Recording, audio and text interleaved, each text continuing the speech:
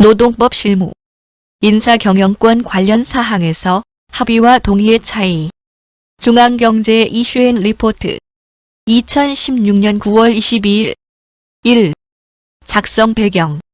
올해 3월 고용노동부는 100명 이상 유노조 사업장 2,769곳을 대상으로 실시한 단체 협약 실태조사 결과를 28일 발표하면서 위법하거나 불합리한 단체 협약을 체결한 기업들이 상당수 있었음이 알려지면서 관심의 대상이 된 적이 있다. 기업의 노동조합과 맺은 단체 협약에서는 기업의 경영 환경에 변화가 있는 경우에 노동조합과 합의하도록 규정한 단체 협약 조항의 효력이 자주 문제가 된다. 이 문제는 합의 또는 협의 조항의 성격 등 다양한 법적 쟁점으로 연결되기 때문에 노사 간에 상당한 마찰을 가져오는 문제인 바 이하에서 합의와 동의의 정의부터 인사경영권 관련 사항에 있어 합의, 동의 조항의 효력에 관하여 알아보자. 2. 합의와 동의. 합의, 어그리먼트. 개념. 다른 사람의 의견이나 생각에 동의하거나 서로의 의견이 일치함. 방식. 1. 현행법상 구체적 명시 규정은 없으나 서면 또는 구도에 의한 개별적인 합의가 원칙이다. 2. 단체 협약. 취업 규칙에 의한 근로자 대표와 사용자 간의 집단적 합의도 가능하다고 해석한다. 예시. 근로기준법 제53조, 제69조의 연장 근로시 당사자 간의 합의 필요를 들 수 있겠다. 동의, 컨젠트. 개념. 1. 다른 사람의 법률 행위에 대한 인허나 사인의 의사 표시를 말한다. 2.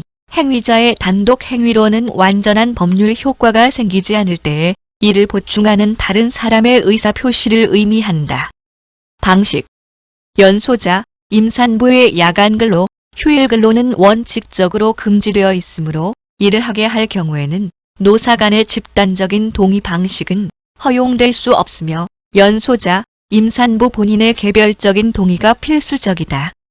즉, 금지되거나 제한되는 사항의 해제를 위해 개인의 동의를 전제로 허용하는 것이다.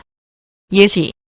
근로기준법 제70조의 연소자, 임산부의 야간근로, 휴일근로 시 근로자의 동의를 필요로 하는 조항을 들 수 있겠다.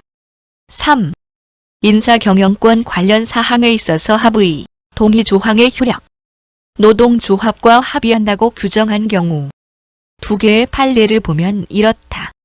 2002년 대법원 판결.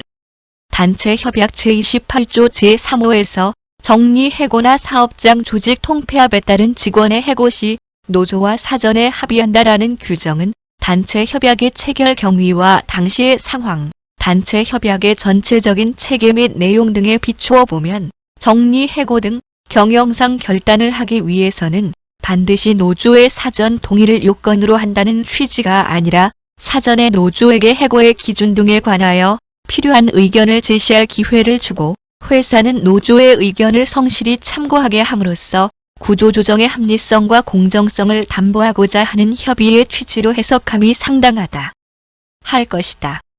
1994년 대법원 판결을 하나 더 보자. 단체 협약상 회사는 휴업, 폐업, 분할, 양도, 이전, 업종 전환 등으로 인원 감축, 직종 변경, 전환 배치와 같은 조합원의 신분 변동이 불가피할 경우 노조와 합의해 사후 대책을 마련한다는 규정의 취지는 불가피한 휴업이나 폐업 등의 경우 그 사후 대책에 관해 노조와 협의할 것을 정한 데 불과할 뿐 휴업이나 폐업 등을 할 것인지를 노조와 협의할 것을 정한 것은 아니다. 위의 두 개 판결을 보면 법원은 인사경영권의 합의 조항에 대해서 기본적으로 인사경영권 자체가 사용자가 가진 권한인 만큼 양쪽의 의견 합치를 뜻하는 것이 아니라는 판단을 하고 있는 것으로 보인다. 그럼 합의 조항이 아니라 협의 조항이라고 해야 되나? 두 번째, 노동조합과 동의한다고 규정한 경우. 2003년 대법원 판결을 보자. 사용자가 인사처분을 함에 있어 노동조합의 사전 동의나 승낙을 얻어야 한다거나 노동조합과 인사처분에 관한 논의를 하여 의견의 합치를 보아 인사처분을 하도록 단체 협약 등에 규정된 경우에는 그 절차를 거치지 아니한 인사처분은 원칙적으로 무효라고 보아야 할 것이나 이는 사용자의 노동조합 간부에 대한 부당한 징계권 행사를 제한하자는 것이지 사용자의 본질적 권한에 속하는 인사권 내지 징계권의 행사 그 자체를 부정할 수는 없는 것이므로 노동조합 간부에게 징계 사유가 있음이 발견된 경우에 어떠한 경우를 불문하고 노동조합 측의 적극적인 찬성이 있어야 그 징계권을 행사할 수 있다는 취지로 이해할 수는 없는 일이다.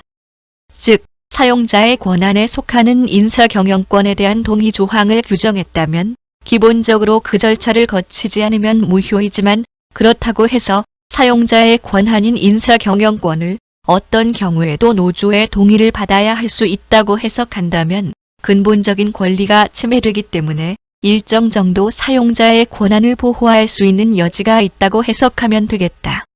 도움이 되셨길 바랍니다. 들어주셔서 고맙습니다.